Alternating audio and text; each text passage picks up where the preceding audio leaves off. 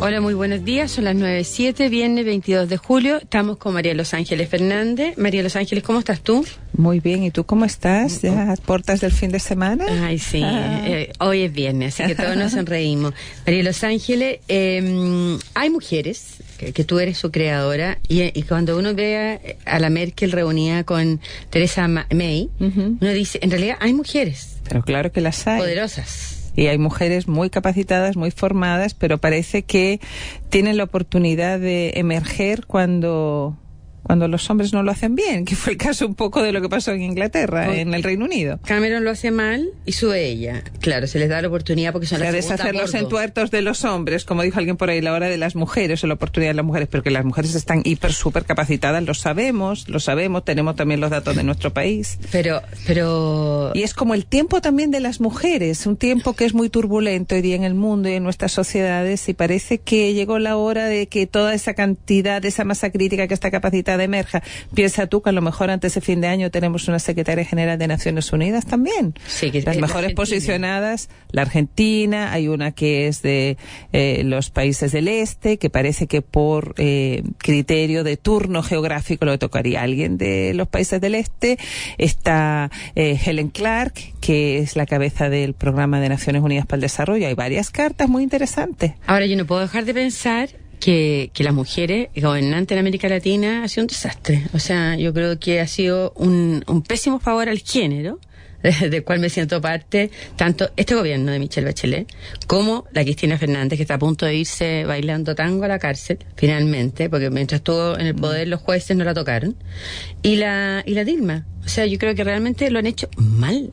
Las cifras no los acompañan. No tiene que ver, no es un tema de género, coincide pero es que son nosotras, mujeres. Pues es mal.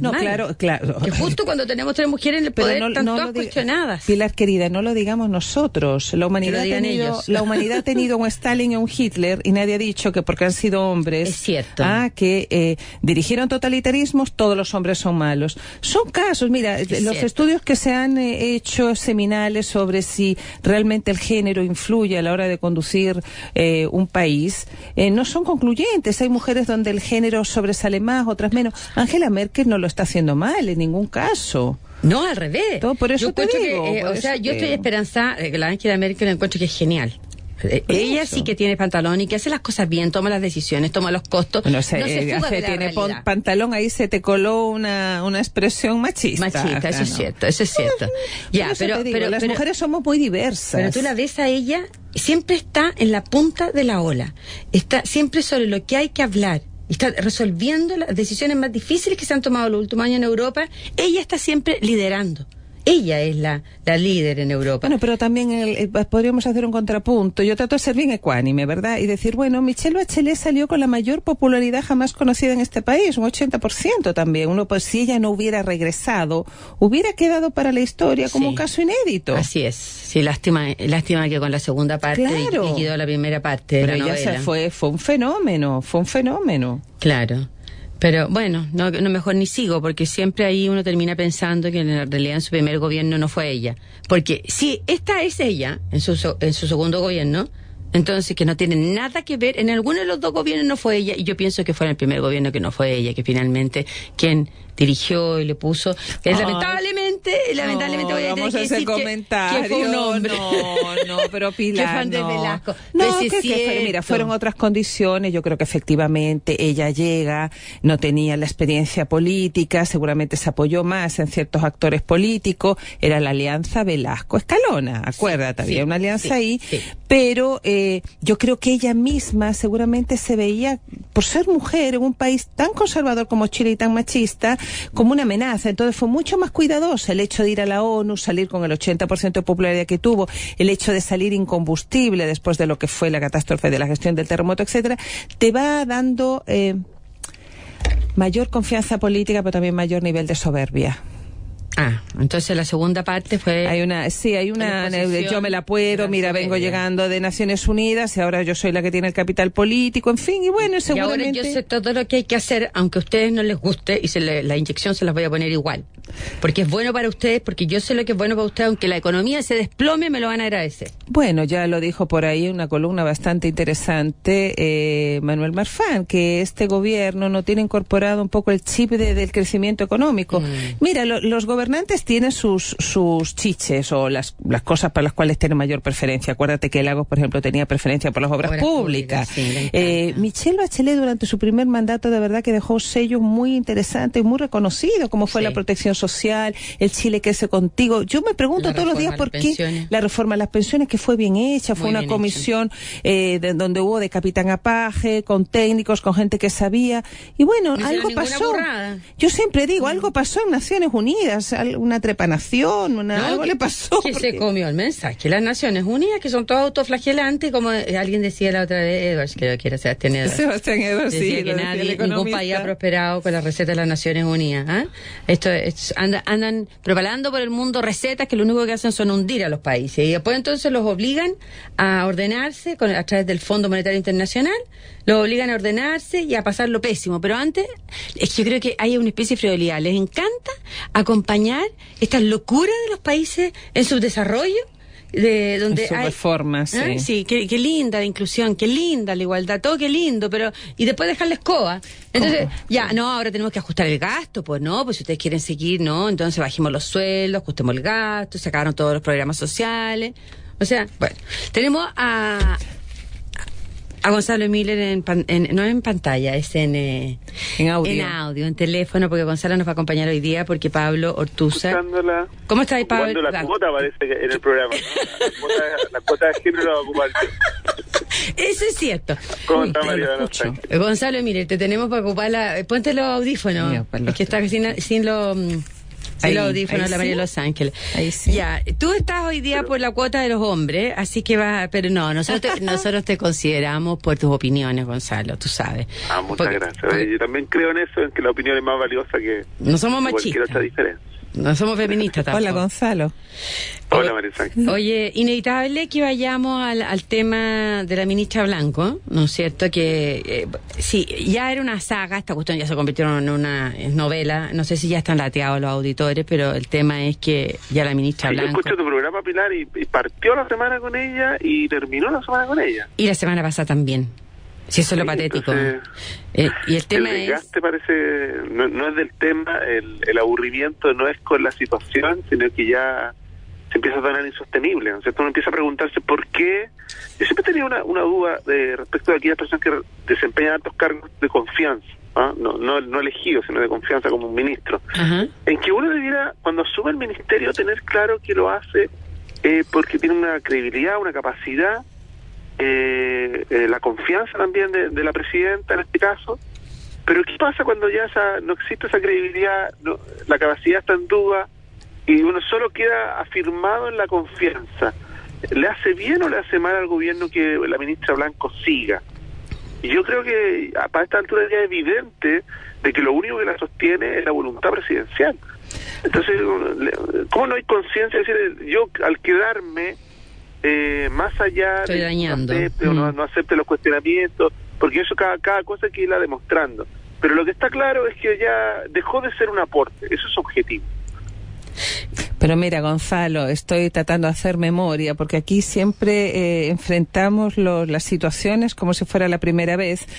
Vemos que la ministra Blanco enfrenta o tiene por delante una interpelación y posteriormente quizá una acusación constitucional, y me estoy acordando de lo que pasó durante el primer gobierno de la presidenta Bachelet con la ministra en ese minuto de Educación, Yasna Proboste, que llegó hasta el final, a pesar de que se decía que renuncie, pues no renunció y siguió hasta el final. Creo que incluso desaconsejando lo que decía en ese minuto el ministro del Interior, Pérez Lloma.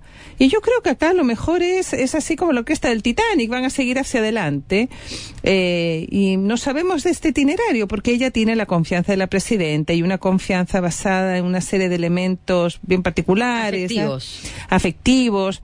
manda a su ministro del Interior a tomar cafecitos con ella para que quede No, pero claro. mira, tú piensas que la ministra Blanco fue la primera subsecretaria de Carabineros, después fue la delegada presidencial cuando fue el terremoto de Tocopilla, que parece que no fue una muy buena gestión, por lo que Todavía yo recuerdo de la no se prensa de la terminan época, de por eso reconstruir todavía las está. casas. Pero además, cuando fue el terremoto del 20F, la presidenta, y esto sale narrado en el libro de Patricia Politzer, Bachelet en Tierra de Hombres, frente a el caos que vivía el país, la desinformación, la presidenta toma un grupo de mujeres y las manda a distintos lugares para que sean sus ojos y sus oídos y saber realmente en terreno lo que sucede. Y entre estas personas que manda a Javiera Blanco, también mandó a Paula Fortes, si mal no recuerdo del libro, y también a Paula Narváez. Paula Narváez hoy día está en el segundo piso, y creo que Paula Fortes es la que es la que encabeza la Dirección Sociocultural de La Moneda. Te das cuenta que son mujeres todas colocadas en lugares bien estratégicos. Por tanto, claro, hay un nexo muy importante. Y además es la vocera de su campaña, y además, cuando la presidenta Bachelet nombra su primer gobierno, recordemos, la prensa de la época, yo creo que la presidenta tuvo toda la intención de ponerle en La Moneda en un cargo del comité político. Pero como Javiera Blanco no era militante demócrata cristiana, no se lo aceptó la demócrata cristiana. Ella es filodemócrata cristiana o cercana a ese mundo por su relación familiar, por quien está casada, etcétera, pero en ese minuto no se la aguantó. Así fue. Entonces la mandó a trabajo. Ahí fue. Claro, pero ella va a pechugar y esta noche, Michelle Bachelet, esta noche nos está haciendo cargo del problema, y recordémosle a los auditores que lo nuevo de la ministra Blanco es que después de que había dicho, ¿no es cierto?, cuando Tulio Arce denunció de que ella, sus asesores y que su subsecretario ordenaban hacer contrataciones como la que habían hecho a Pedro Velázquez, y que le ascensos express para que después Pedro Velázquez, si me puedo estar equivocando en el nombre, Pedro Hernández, estuvo un mes en el cargo y salió con una pensión que se la paró Contraloría de 1 millón y tanto. Esto fue en el verano. Entonces ella dijo que eso no era cierto, que las facultades de efectuar contrataciones recaen en los directores nacionales de los servicios, y este ministerio ha sido respetuoso de esa atribución. Y después de tomarse el cafecito con Mario Fernández, de apoyo presidencial, volvió al tema y dijo: nosotros no vemos contrataciones de servicio, eso le corresponde exclusivamente al director nacional en atribuciones exclusivas. ¿Y qué es lo que se dio a conocer anoche? Entonces, que seguramente lo sacó el propio Tulio, que la denunció, el Tulio Arce, el exdirector de Gendarmería. Entonces, es un oficio de la ministra de Justicia, firmado por ella, Javiera Blanco, que la materia se llama contratación de funcionarios que se indican, y ordena contratar 4 personas, a lo menos 3 de ellas vinculadas a partidos políticos y personas cercanas a la democracia cristiana, de la democracia cristiana o del Partido Socialista, por sumas que van entre los 3,5 millones y los 4 millones y tanto. 4.400.000 pesos este año. Esto es de enero. Entonces, se puede seguir quedando una ministra en el cargo que es evidente que miente.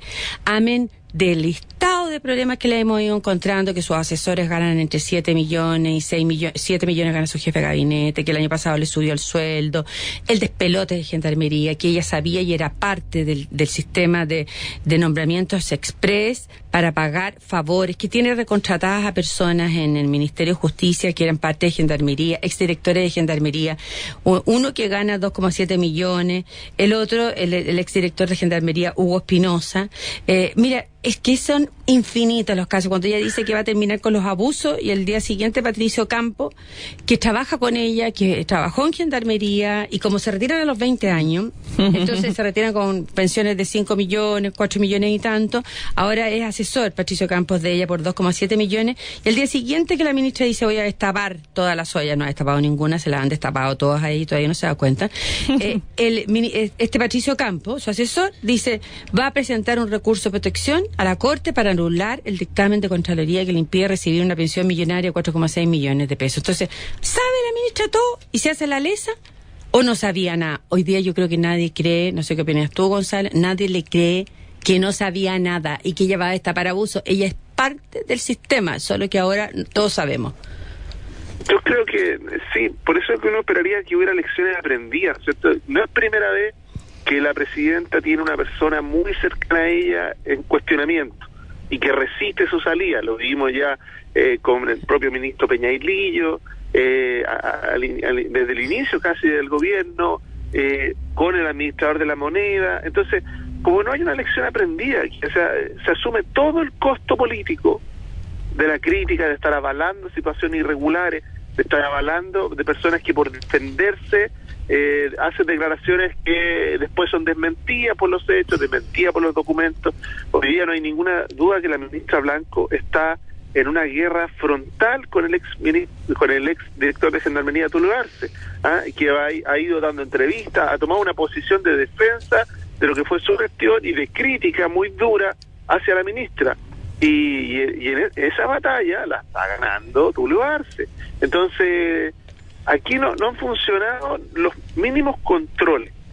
Y lo que ya está claro y se ha ido acreditando es de que cuando se empezó a hablar de Gendarmería y de varios de los servicios dependientes del Ministerio de Justicia como botín de guerra, botín político, no sé, donde corrían los nombramientos, donde estaban cuoteados, no, esta organización estaba colonizada por el Partido Socialista, no, esta otra está colonizada por la Democracia Cristiana, al Partido Radical le toca, ¿no es cierto?, le toca otra distinta. Uno dice, bueno, hay un minuto en que el gobierno tiene que tomar una decisión y yo creo que ese minuto ya llegó, se acabó la línea de crédito. O sea, cuando vemos que ya los titulares de los diarios hablan de refutar a la ministra, o de incluso decir que ha faltado a la verdad respecto de sus afirmaciones de tomar distancia de lo que ocurría en Gendarmería, uno dice, bueno, ya el daño que se le está haciendo al gobierno, ya no solo a la ministra, ¿podría seguir la ministra Blanco? Bueno, esa es la pregunta que mira, el daño es al gobierno y el daño, esto tiene ondas expansivas mayores. Nosotros no sabemos cómo funcionan los imaginarios políticos de los ciudadanos. Cómo este caso ha puesto en el ojo del huracán, como tú bien nombrabas, y la colonización de los partidos, del Estado por parte de los partidos, la partidocracia, como dicen los italianos, el poder e influencia de medida de los partidos en la administración pública. Ya los partidos ya no pueden estar más abajo en la escala de credibilidad. Yo creo que en las próximas encuestas van a salir más bajo todavía, y por otro lado que todo esto que se está conversando, porque efectivamente está en el ojo del huracán la ministra Blanco, pero como si en las otras reparticiones no sucediera. O sea, si abriéramos las otras reparticiones encontraríamos lo mismo. Porque esto es un sistema, lo que pasa es que está ella en el ojo del huracán porque además pasó lo que está pasando, lo del Sename, que es terrible, doloroso y amargo, pero por fin se está hablando de los niños en este país, si no se habla, los niños son invisibles, y además esto es una oportunidad para volver a reposicionar la importancia de la profesionalización del Estado y cómo tratamos de buscar un equilibrio entre la selección por mérito, que eso fue un poco la promesa de la alta dirección pública, y la nominación basada en la confianza política. Y claro, como aquí se abusa al extremo de esto de la confianza política, bueno, estamos como estamos. Es que no nos conviene que se modernice el Estado, porque si no, ¿cómo lo vas a colonizar? ¿Y cómo la Javiera Blanco va a mandar contratar 4 personas? Porque detrás de estas 4 personas que ella está ordenando contratar en enero de este año por estos sueldos millonarios, hay llamadas de los partidos políticos también. Bueno, claro. Oye, ñatita, no te sigas haciendo la lesa, po. Bueno, pero esa presión la viven todos los ministros. Claro. Acuérdate lo que contaba también Velasco cuando partió denunciando las malas prácticas y él contaba una anécdota con el senador Girardi. Lo que pasa que, claro, Velasco después con lo que le pasó quedó un poquitito ahí eclipsado. Pero por Penta y los 20 millones y el almuerzo. Pero claro, es así. Esta es la lógica que es el rito de pasaje que tiene que cumplir todo aquel que aspira a un cargo de ese nivel en el Estado. Pero por último, tú le podrías aguantar de que se anden colonizando el Estado, que se repartan los pitutos y que se gasten toda la plata del Estado dándole pega y pegas millonarias, ¿no es cierto? Porque los sueldos son increíbles, los sueldos son francamente increíbles, pero que hagan bien la pega. Pero resulta que además cuando se les pide informar sobre los niños muertos, como se los pidió el exdiputado Zafirio, ex DC en realidad, sí, sigue siendo diputado claro, y les dicen cifras que no tienen nada que ver con las que reportó la UNICEF, y tú tratas de entender por qué el Sename se equivocó tanto en las cifras en un año, que el Sename reportó 15 muertos en realidad en el periodo Piñera en 2010. Y la UNICEF reporta otra cosa. 75. Entonces tú dices, y se dan vuelta y no se entiende. Después no sé si vieron que hoy día sale que fue un grupo de jueces a ver el centro, el CREAT de Galvarino, donde murió la Lisette, ¿se acuerdan? Hace un mes. Claro que sí, que nos acordamos. Es uno de los 11 centros de administración directa que tiene el Sename, el maravilloso Sename, organismo del Estado, que el Estado es todopoderoso, que tiene que hacerlo todo maravilloso y que ojalá fuera todo estatal, porque es todo público, lo que es estatal es público y es del interés común. común. Pero este centro, lo que dice este grupo de jueces que tienen que cerrarlo, porque resulta que ni siquiera sabe cuántos niños tienen. Tiene capacidad para 130 y en realidad tiene 133. Han reintegrado personal acusado de maltrato. No anotan los medicamentos que dan a los niños. Acuérdense que la Lisette estaba medicada. Ni quién le da qué a quién. Los baños los clausuran. No hay papel confort, no hay escobilla de dientes, no hay calefacción, hay estufas. En cambio, la directora del centro tiene, la directora puesta por el Estado, de nuevo el Estado todopoderoso, amoroso, protector, bla, bla, bla. Ella tiene aire acondicionado y calefacción. O sea, que estamos hablando del Estado, pero es una figura donde el Estado trabaja en este sistema de provisión de servicios, es un régimen con el tercer sector, con distintas entidades que reciben muy poco dinero, parece que cubre el 40% de lo que costaría realmente tratar como corresponde a un niño. Entonces nos estamos engañando totalmente. Y bueno, no sé, está el Consejo Nacional de la Infancia, ayer también se creó una polémica, había unas entrevistas a Estela Ortiz, que yo entiendo que efectivamente el Consejo Nacional de la Infancia, yo de verdad creo que trató de darse una señal de la importancia que en este país hay que darle a los niños y dejar de verlos como objetos, sino como sujetos de derecho y garantías y todas estas cosas. Lo que pasa es que el Sename era como una cosa medio al lado. Tengo la impresión de que nadie se quiso meter mucho, porque además, recordemos los motivos por los cuales renunció el diputado Zafirio. Por el Sename. El Sename, pero los organismos con los cuales trabaja el Sename están todos también vinculados a un cierto partido político, que era su partido político. Claro, y él salió denunciando eso. Claro. Pero, ¿qué opinas tú, Gonzalo, para incorporarte a través del teléfono? ¿Tú crees que la Estela Ortiz ha hecho la pega? Porque ella está dedicada a la teoría de los niños. Y mientras tanto se le mueren los niños al Estado, que están bajo su tutela. El Sename lo pasaron por el lado. Hicieron todo un entramado y el Sename lo dejaron ahí al lado, como una papa caliente. Claro, no, mira. Escucha que esto se enmarca o un ejemplo de esta discusión de titularidad de derechos sociales, ¿no es cierto?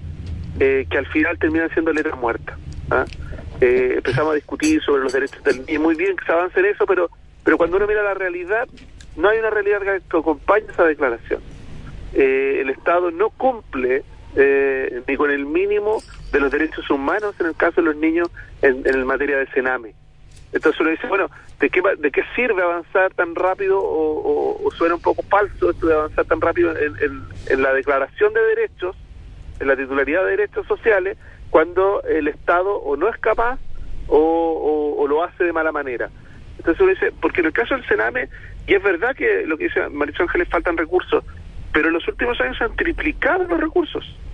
Entonces es también mala gestión. Seguramente se han triplicado los asesores también. Bueno, es que eso es. Entonces, cuando no hay institucionalidad, no hay profesionalidad y se aumentan los recursos, pasa lo que estamos viendo, la colonización, los abusos. Entonces, quedan letras muertas los derechos y eso produce un efecto muy duro en los ciudadanos. De decirle, bueno, ¿de qué sirven estos derechos que están escritos en un papel pero no existen en la realidad? El Estado no los cumple.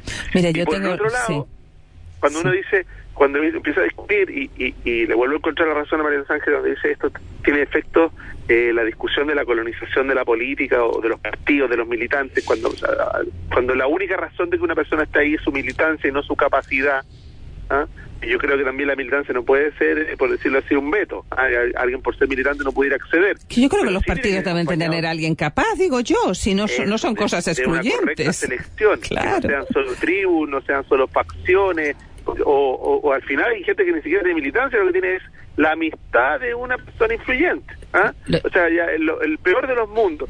Yo creo que eso también, y el escándalo de las pensiones, yo creo que ya le dio un tiro de gracia al relato de igualdad que traía este gobierno. O sea, yo creo que si ya el caso Cabal lo había dejado herido, yo creo que aquí ya con esto, cuando uno ve que en el fondo las pensiones socialistas por sobre los 5 millones, que no hay un asesor que trabaje por menos de 7 millones, o sea, eso, más allá de que agravado por la falta de capacidad, agravado porque son nombrados solo por ningún mérito, sino solo por cuoteo político, por amigazgo, uno dice ya el espectáculo que está dando hoy día el gobierno frente a la ciudadanía, claro, es de espanto. Entonces cuando vuelve a tener razón María Ángel, dice, bueno, ¿cómo va a ser evaluado el gobierno y la ciudadanía frente a esto? Un gobierno que venía con un relato de igualdad y que finalmente se dice que cómo es la igualdad cuando hay algunos que acceden a situaciones millonarias de pensiones o de sueldo, sin ninguna capacidad, entonces no existe tal igualdad, así como no existen esos derechos sociales que quedan como letra muerta. Entonces es una situación donde la política queda muy a traspié, muy complicada, porque queda en una situación de descrédito frente a la ciudadanía, y esto a 100 días de una elección. Entonces decirle, esto puede tener muchos efectos distintos, y que quizás no tenemos capacidad de advertirlos, Gonzalo. O sea, tú por un lado se avanzan reformas, probidad, transparencia, bla, la comisión, todo, y por otro lado, todas las semanas se están conociendo este tipo de hechos. El hecho que, por ejemplo, cuando tú aludas al tema de las pensiones, que los senadores aprobaron una ley donde no había tope para las pensiones, ahora todos salen haciéndome un proyecto de acuerdo, claro. Entonces, y los diputados también. Sí. Si son unos populistas, porque tenían sentados en las graderías los gendarmes, pero tenemos que ir a una pausa. Pero, claro, y después entonces... no me di cuenta, no sé lo que fue. El Senado dice fue un error. Fue un error. Y la senadora Isabel Allende dice se me cruzó. Con otro proyecto. Aparte de lo que le pasó en Cervel, se le cruzó con otro proyecto. Son demasiadas cosas. Que llegó tarde al Cervel. Espérate, ya tenemos que ir a una pausa y volvemos. Vemos a punto de encuentro. No sé si quieren cambiar de tema, Gonzalo y María Los Ángeles, porque en realidad el tema da infinito, y yo creo que aquí la prueba de transparencia, para que no sigamos sacándonos la suerte entre gitanos, y que no sigamos hablando de las comisiones de probidad, lo importante es la transparencia y la confianza en las instituciones, este discurso oficial que en realidad a uno la tiene chata cuando uno descubre que en realidad seguimos con las mismas prácticas de siempre. Yo creo que aquí la prueba de la blancura es que se pida la lista de gente que trabaja en cada ministerio y se vea cuáles son técnicamente pero estás aptas, pidiendo y cuáles son favores políticos y el nivel de sueldo, además, porque ya es grotesco que estamos en época de restricción de recursos y la jefa de gabinete de ella gana 7 millones de la ministra de Justicia. No, es obsceno. ¿Cuánto gana en el mercado? Si ese es el tema, porque claro, si la galla es una capa. Ahora, recordemos que durante el gobierno de Sebastián Piñera, que partió nombrando su gabinete con los pendrive y los mejores y toda aquella cuestión, técnico. Claro, demasiado técnico, y después tuvo que incorporar a los políticos, después desfondó el Senado y tuvo que meter a Longueira, tuvo que meter a Lamán, tuvo que meter a Evelyn Matei, y eso fue un costo que después fue un costo para la derecha. Bueno, el punto es que llegó mucha gente joven de esta ala, digamos, de la centro derecha a engrosar el gobierno. Mucho máster y mucho doctorado. Claro, pero ¿qué pasó? Que también ahí empezó todo un debate, acuérdate de esa época, fue el 2010, que el Estado no pagaba de manera equivalente al sector privado, y ya terminando el primer año de gobierno de Piñera, me acuerdo que la revista ¿Qué pasa? Publicó una nota muy divertida que se llamaba La Fuga, porque mucha gente empezó a irse porque los sueldos no eran competitivos. No, y se aburrió porque no podían hacer muchas cosas, como en el sector público tenéis que hacer solo lo que está autorizado por ley. Claro, también, yo creo que hubo ese tipo pero también había un tema competitivo en los sueldos. Mucha gente se fue y dijo, bueno, eran jóvenes, tengo mejores oportunidades si me voy a hacer un doctorado afuera, en fin, no sé. Pero el punto es que hay que buscar un justo equilibrio. Y a mí lo que me llama la atención es que la alta dirección pública nadie conversa, no está colocada en el centro del debate. Esto es una oportunidad para arremeter con esto, que quedó bastante desvencijado, te diré, porque durante el gobierno de Piñera, no es que los dos gobiernos han desvinculado gente, renunció, pero más de 2.000 personas el 2010. Bueno, eso es. Al primer año, como hay cambio signo, y ahí tú puedes ver la efectividad de la alta dirección pública de poner gente profesionalizada. Sebastián Piñera le pidió la renuncia más del 60% de la gente del nivel 1, que es la gente más importante en el gobierno. Y este gobierno, cambio signo de nuevo, hizo lo mismo. Le pidió de nuevo la renuncia. Entonces, ¿para qué te vas a desgastar tú postulando a ser director del FOSIS si resulta que tú sabes que a la vuelta te van a echar? Si vuelve a ganar si gana la derecha, te van a echar. Entonces la gente que es verdaderamente buena dice, mejor me trato de conseguir una pega de forma permanente. ¿Qué opinas tú, Gonzalo, que en realidad se puede mejorar el sistema de alta dirección pública o está liquidado nomás después de todo lo que estamos viendo? Mira, yo creo que me parece objetiva y razonable la preocupación por la alta dirección pública, pero el problema está mucho más abajo. Recordemos, la alta dirección pública es la que ve a algunos directores de servicios, no a todos todavía, algunos servicios públicos, y fue un avance respecto a lo que había antes, que era la discrecionalidad total. No ha funcionado como se esperaba, no ha habido continuidad de las personas, pero cuando uno empieza a mirar, aquí los problemas se producen en otros tipos de cargos. Sí. No en la alta dirección pública. Pero tienen sueldos de alta dirección pública. Fondo, claro, dice, cuando un asesor gana casi lo mismo que el ministro, uno dice, bueno, o gana lo mismo que el ministro. Las 7 millones la asesora de Blanco. Claro, no hay ninguna proporción respecto de la responsabilidad y yo creo que bajo el discurso de la competencia público-privada, yo leí un estudio hace casi un mes donde el sector público chileno está pagando mejores sueldos que el sector privado. ¿Ah? Mejores sueldos. Frente a cargos equivalentes. Mira, Gonzalo, ¿qué opinas tú de todo esto de la confianza política? Porque yo, de mi experiencia en el gobierno, yo era una persona bastante escéptica de la alta dirección pública. Yo no tengo ningún problema en reconocer cuando me he equivocado y uno tiene que estar siempre revisando sus propias posiciones. Y fíjate que se dice, no, vamos a traer a trabajar con nosotros los que merecen nuestra confianza, de nuestro partido, de nuestra coalición, pero nadie confía en nadie allá adentro, pues.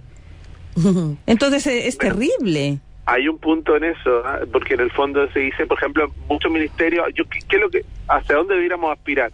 De que el servicio civil aportara los cargos de abajo hacia arriba, cosa de garantizar el buen funcionamiento de los ministerios y que tuvieran una cabeza, un grupo, unas 15 personas, no más que eso, que obviamente tienen que estar en sintonía con el cambio de gobierno, con el ministro correspondiente. Pero que el servicio civil, como es en otros países, garantice de que para postular a, por ejemplo, profesional del área técnica en un ministerio, se haga a través de un proceso que es absolutamente transparente, profesional, y por lo tanto que esa persona también sepa de que va a poder aspirar a cargos de dirección dentro de su repartición, solo basado en su propia carrera técnica, en sus propias capacidades. Y que se deje, porque aquí tampoco hay que pretender que va a haber un gobierno de los técnicos, ¿no es cierto? Se deje la dirección política radicada en el equipo del ministerio y eso no debe ser más de 15 personas. Pero mira, esa dirección política, perdona que te interrumpa, Gonzalo, ¿es una dirección en base a la adhesión a un programa de gobierno que me parece bien o en base a la adhesión partidista? No, obvio que tiene que ser bajo la lógica de que hay un equipo en el gobierno que asume. Yo pienso que cuando la presidenta, no es muy distinto, cuando la presidenta nombra su gabinete, lo bajo ciertas direcciones, ¿no es cierto? Una, compromiso con el proyecto del gobierno. Dos, ¿no es cierto?, apoyo, que generen apoyo y redes políticas para poder cumplir con ese mandato en aquellos primero que son en la coalición, la nueva mayoría.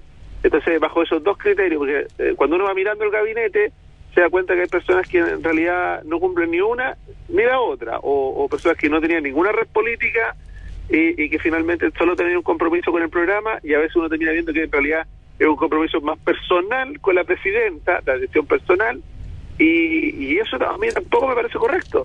Lo que me parece correcto es de que si gana una coalición, si son gobiernos de coalición los que tenemos, esas coaliciones estén representadas, pero donde corresponde, no lo que estábamos conversando recién, el cuoteo hasta desde la puerta del ministerio, claro, ¿cierto?, hasta la oficina del ministro.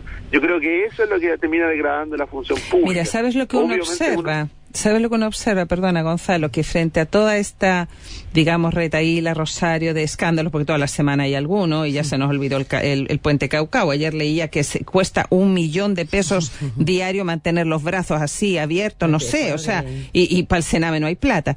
El punto es que la política cada día se ve más desprestigiada, entonces decía por aquí, no, tú mismo decías, la opción no es el gobierno de los técnicos, perfecto.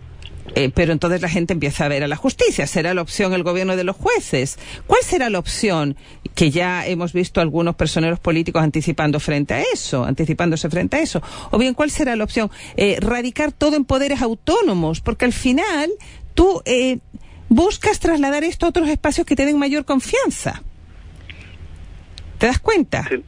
Ese es el peligro. Ese es el tema clave, es la confianza. Y respecto de los partidos, y de su funcionamiento, estos abusos a quienes más daño le hacen es a los propios partidos. Pues claro que sí, pues es una bala en el pie. Porque al final del día, no solo en su credibilidad, sino también en su funcionamiento, en su lógica. Un partido tiene, una de las funciones de un partido político es formar una élite política, formarla, capacitarla, tener militantes con capacidades suficientes para la función pública. Bueno, pero resulta que las personas con capacidad dicen, pues si yo me meto a un partido, al revés, me voy a comprar toda la crítica, la falta de credibilidad, mejor me quedo como independiente. Y mira tú, como a la cuerda de poco, empezamos a ver que que casi es un requisito para ser candidato presidencial, militar, ser independiente.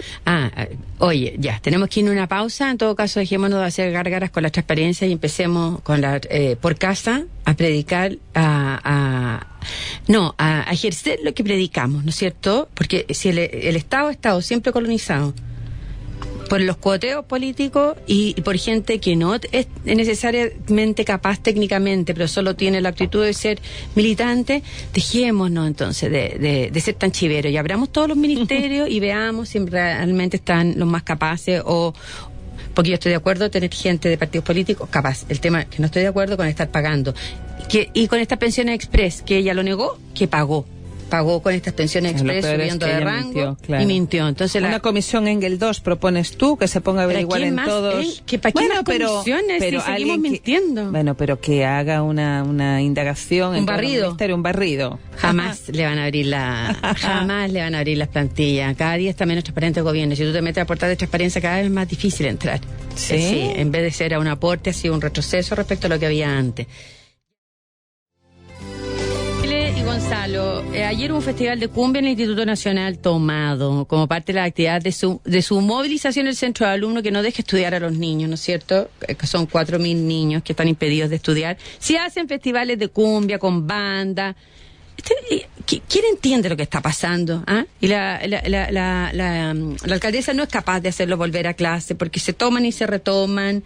Y aquí hay una cultura de tolerar todo esto. Y los que no les impiden estudiar se están yendo nomás de los colegios, se están yendo. Sí, hay un vaciamiento progresivo de la educación pública, sobre todo en los famosos liceos emblemáticos. Los estudiantes anuncian marcha para el 28 de julio. Realmente el tema de la educación ya está al garete. Aquí se usa esa expresión. Sí, al garete, a la deriva. Ya no sabemos muy bien, nos falta una brújula, un GPS. Ayer leo una columna del rector Solesi sobre el ministro Izaguirre que dice pastelero a tus pasteles. Los temas, mira, siempre el Ministerio de Educación ha sido un ministerio fusible, muy difícil, pero poner a una persona que no tiene idea de educación, por muy del Fondo Monetario Internacional que sea, no, todo partió mal. Y yo creo que la ministra Adriana El Piano sabe mucho de educación, estuvo en la cabeza de Educación 2020, pero llegó frente a un Transantiago que ya estaba en marcha. Y ahí entregó el proyecto y dijo, hágase cargo. Yo ya, que discutan así, como yo ya. Yo creo que ella abrió una dimensión participativa bien importante, porque ella es una mujer que concilia, que escucha, en fin, pero yo creo que ya los ejes están armados y Revolución Democrática tuvo mucho que ver en eso, con su colaboración crítica durante un año en el gobierno. Y arrancó. Gonzalo, ¿quieres cerrar en un segundo? Sí, a mí una pena, porque al final del día tanto hablar de la educación pública en la izquierda, pero lo que está haciendo es matar la educación pública, por lo menos la que era de calidad. El Instituto Nacional ya una pena, cómo se ahoga, ¿no es cierto? Muchas familias que ponen su esperanza en el Instituto Nacional como un elemento de promoción, un motor de movilidad claro social, sí. Y hoy día lo ven como está dedicado a la instrumentación política, a servir a otras ideas, a otros intereses totalmente desnaturalizados. Entonces uno dice, bueno, siempre fue el Instituto Nacional, porque es el mejor ejemplo, siempre tuvo vocación política, siempre tuvo opinión el Instituto Nacional de la realidad de nuestro país. Así y fue protagonista, pero hoy día lo vemos agonizando. Una lástima. Bueno, que tengan un buen fin de semana ustedes, que descansen. Y María Los Ángeles y Gonzalo, mire, muchas gracias. Gracias, Pilar, y gracias a todos. Gracias. Hasta luego. Que descansen.